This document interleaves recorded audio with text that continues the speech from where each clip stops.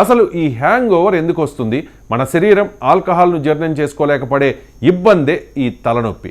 లివర్పై పడే విపరీతమైన ఒత్తిడి వల్ల బాడీలో టాక్సిన్స్ పేరుకుపోతాయి. అయితే హ్యాంగ్ ఓవర్ నరకం నుంచి బయటపడడానికి శరీరానికి సహజంగా ఉపయోగపడే కొన్ని సరళమైన ఇంటి చిట్కాలు ఉన్నాయి.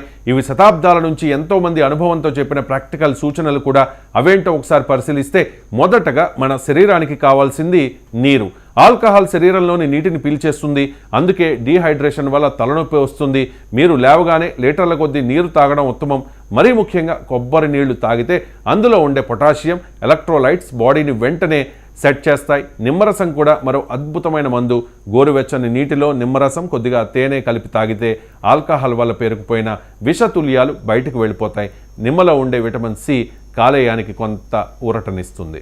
ఇక హ్యాంగ్ ఓవర్ టైంలో పొట్ట గందరగోళంగా ఉన్నప్పుడు అరటిపండు దివ్య ఔషధంలా పనిచేస్తుంది. శరీరంలో తగ్గిపోయిన పొటాషియం స్థాయిని ఇది మళ్ళీ పెంచుతుంది.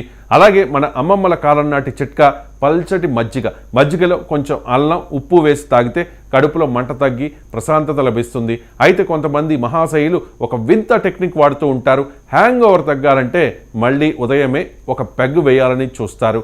దీన్ని కిల్లర్ షాట్ అంటారు. కానీ ఇది నిజానికి సూసైడ్ షాట్ లాంటిది. ఇది సమస్యను తాత్కాలికంగా మొద్దుబారేలా చేస్తుందే తప్ప లివర్ను నాశనం చేస్తుంది.